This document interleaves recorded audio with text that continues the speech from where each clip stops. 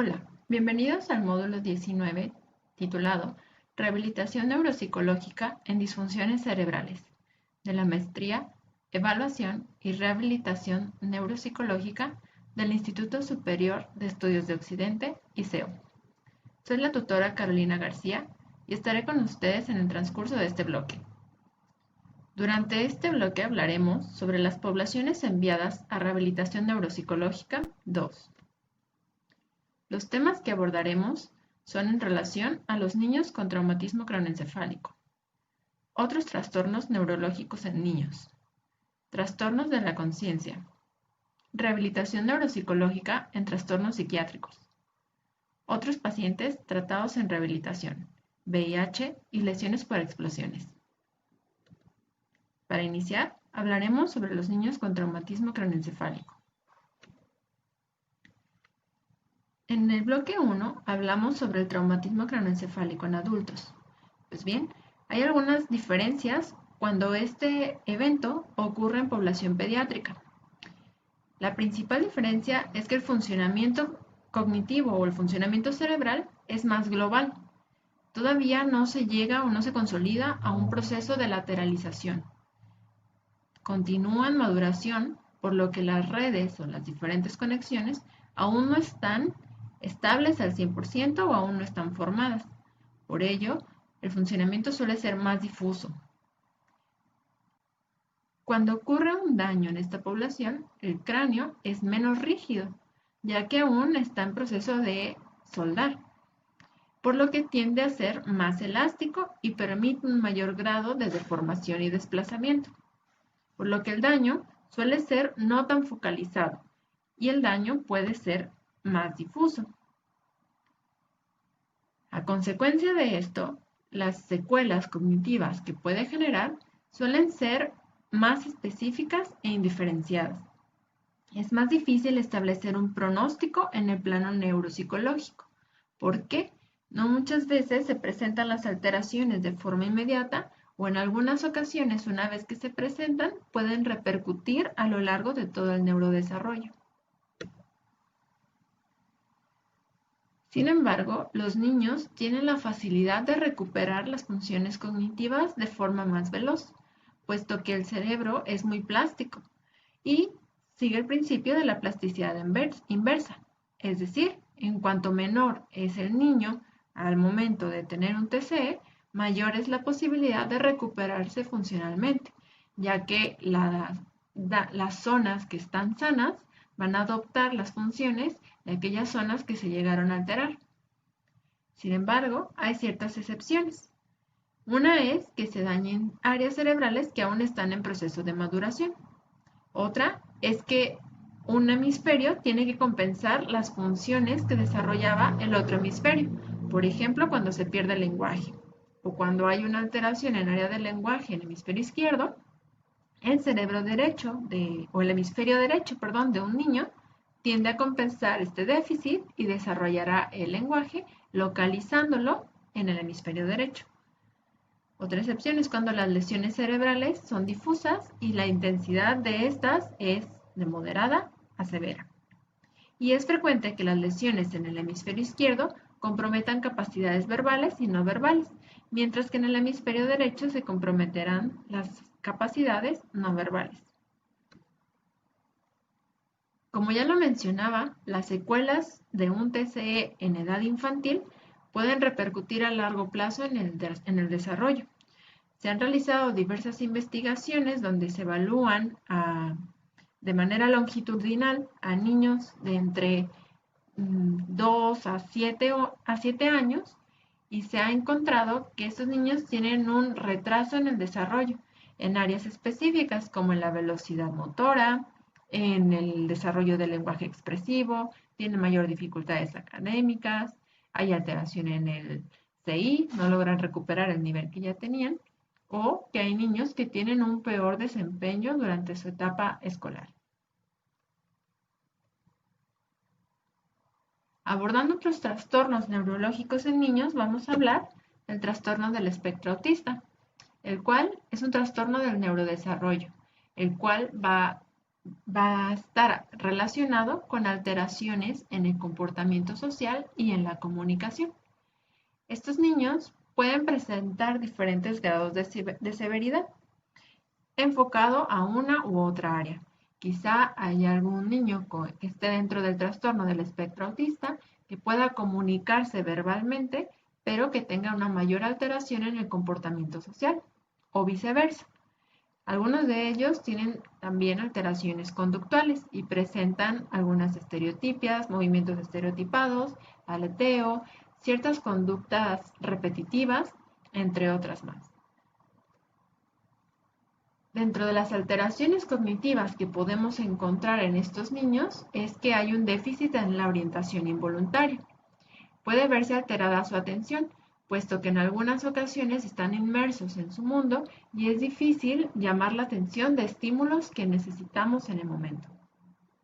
El procesamiento del lenguaje también está alterado, no solo el verbal, sino también el no verbal. En algunos niños su forma de expresión es muy básica y en algunos otros hay dificultad para reconocer lo que se quiere transmitir a través de gestos o a través de mímicas. Y otro de los procesos que están alterados es la cognición social, que es esta capacidad de reconocer las emociones en los otros y de generar una teoría de la mente. El abordaje recomendado para los niños que están dentro del espectro autista es generar intervenciones correctivas, es decir, aquellas conductas que no queremos que se presente, modificarlas para eliminarlas o generar una conducta alterna. Establecer una terapia del lenguaje. De las más recomendadas es el sistema PECS, el cual es una comunicación mediante imágenes, como la que podemos ver en el lado izquierdo. A través de diferentes iconos, los niños pueden generar una idea comunicativa sobre lo que quieren expresar. Y el método TEACH o el método ABA, que son un tipo de terapia que está enfocado en desarrollar las habilidades para que el niño pueda desarrollar las actividades cotidianas de una mejor forma. Dentro del tema 4.3, que habla sobre los trastornos de la conciencia, hablaremos sobre esta función que nos permite conocernos dentro de una realidad. La conciencia nos ayuda a identificarnos dentro de un espacio, nos da sentido de lo que es real en el momento o de aquello que lo fue en otro tiempo. De esta forma, el sujeto puede relacionarse con el mundo exterior. Para ello hay diferentes niveles. El primer nivel de conciencia es cuando no se está consciente del medio ambiente y no responde al yo. El segundo nivel es cuando la persona ya es capaz de enfocar su atención en el medio ambiente, es decir, puede prestar atención a aquellos sonidos, a aquellas personas que están a su alrededor, a aquellos objetos que puede ver. En el tercer nivel, el sujeto o la persona es capaz de enfocar la atención en sí mismo, es decir, reconocer aquello que le duele, por ejemplo, cómo se ve, su posición, cómo está. Y el cuarto nivel es ser consciente de que está siendo consciente. Es decir, yo me doy cuenta de que yo estoy sintiendo, yo me doy cuenta de que yo estoy percibiendo. Ese es el nivel más complicado de todos. Cuando alguna persona presenta anosognosia, es decir, esta falta de conciencia, las lesiones se ubican primordialmente en la corteza prefrontal y hay una falta de conciencia de lo que implica su trastorno, es decir, no se da cuenta de los déficits que está presentando y tienden a compensarlos con chistes o generar otro tipo de técnicas compensatorias para aminorar el déficit. Hay una separación cognitiva de sí mismo, es decir, no se reconoce como tal. Puede haber una disociación entre el conocimiento y la relación de la aplicación personal de ese conocimiento y puede haber dificultad para considerarse a sí mismo a través del tiempo. ¿Qué es lo que puede ocurrir, por ejemplo, con las personas que tienen Alzheimer? Van perdiendo esta conciencia de sí mismos y después, en etapas avanzadas, aunque se vean en un espejo, no pueden reconocerse. Algunas de las enfermedades que presentan este déficit en autoconciencia, además del Alzheimer que ya mencioné, es en la esquizofrenia, en el traumatismo craneoencefálico y en los CBC. Para abordar a las personas que tienen este tipo de alteración, se recomienda realizar una orientación holística. Este es un tipo de tratamiento más ecológico, el cual se basa en hacer las adaptaciones dentro del ambiente para que el paciente pueda compensar el déficit que tiene al no reconocerse a sí mismo o no reconocer sus déficits dentro de su entorno. Otra estrategia es generar aproximaciones compensatorias y facilitadoras, es decir, a causa del déficit que está teniendo en la conciencia, se genera una forma alterna de sobrellevarlo o de hacerlo más fácil.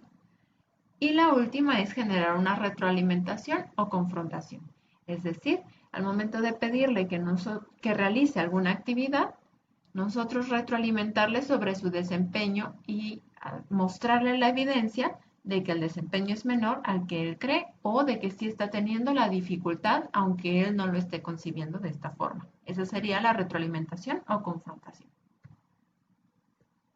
Dentro del tema 4.4, que habla sobre la rehabilitación neuropsicológica en trastornos psiquiátricos, hay que reconocer que este tipo de trastornos generan una alteración de tipo emocional, cognitivo y del comportamiento. Asimismo, se afectan diferentes procesos como la emoción, la motivación, la cognición, conciencia, entre otros más. Y todos estos van a dificultar que la persona logre adaptarse al entorno. En muchos de estos trastornos también está la alteración que mencionábamos previamente, que es la alteración de la conciencia, por lo que muchos de ellos no perciben sus déficits, sobre todo cuando están en un momento agudo. Algunas de las alteraciones cognitivas que podemos encontrar van a variar acorde al trastorno mental o al trastorno psiquiátrico por el que esté cursando la persona. Por ejemplo, un trastorno depresivo está más asociado a problemas atencionales, de memoria o a la capacidad de tomar decisiones. Un trastorno de ansiedad conlleva déficit en la concentración, en la memoria a corto plazo y en la flexibilidad cognitiva. Un trastorno bipolar va a presentar sintomatología impulsiva, la habilidad emocional y dificultad de atención y de aprendizaje, mientras que en la esquizofrenia los principales síntomas cognitivos estarán asociados a la memoria declarativa verbal, a la función ejecutiva y a la cognición social. Dos de las principales técnicas que se utilizan para rehabilitar los distintos procesos es utilizar estrategias compensatorias. Estas se pueden utilizar en cualquier trastorno psiquiátrico. Y el entrenamiento de emociones también se considera una buena opción para aplicarla dentro de un programa de rehabilitación y utilizar esta técnica como base. En el tema 4.5, que habla sobre otros pacientes tratados en rehabilitación, en específico los pacientes con VIH y lesiones por explosiones. En el caso de los pacientes que tienen un deterioro cognitivo que está asociado al VIH, tienden a mostrar un patrón de deterioro similar al de la demencia subcortical. Las principales alteraciones que se van a notar son cambios motores, alteración en la memoria, una lentitud psicomotora y una disfunción ejecutiva. Muchos de estos síntomas van a depender del tiempo que lleva ya el paciente con la enfermedad y comorbilidades como por ejemplo el consumo de sustancias psicoactivas, que estas pues van a sumarle otro tipo de alteraciones cognitivas. En cuanto a los pacientes que presentan estrés postraumático por algún evento, como por ejemplo alguna explosión, los soldados veteranos tienden a mostrar algunas alteraciones cognitivas que están asociadas a la amnesia, que es el eliminar este periodo traumático. Hay alteraciones en la atención dividida, hay una disminución en la memoria de trabajo y una desinhibición cognitiva. Parte de este síntoma, de este trastorno, el estrés postraumático, va a generar diferentes reacciones. Uno es la reacción fisiológica, que se va a demostrar a través de diferentes síntomas. Por ejemplo, la ansiedad a través de la sudoración, palpitaciones, dilatación de la pupila, entre otras más. Y también va a generar diferentes reacciones psicológicas, que estas van más asociadas al pensamiento, o es decir, a las creencias que generó el paciente o el sujeto a raíz del evento traumático que vivió. Para ambos casos, el abordaje que se recomienda principalmente es generar una autoconciencia, es decir, que el paciente reconozca cuáles son sus síntomas, cuál fue el evento que lo estuvo alterando, para poder trabajar a raíz de ahí. Se recomienda generar un tratamiento psicológico que nos va a ayudar a cambiar estas ideas o estas creencias que ya se generaron y que pueden desencadenar muchos de los síntomas, y como acompañamiento el tratamiento cognitivo, con el cual se van a rehabilitar los procesos alterados previamente. Espero que esta introducción les haya servido. En caso de que haya algunas dudas, pueden expresarlas a través de la plataforma, ya sea por el foro de dudas o a través de la mensajería directa.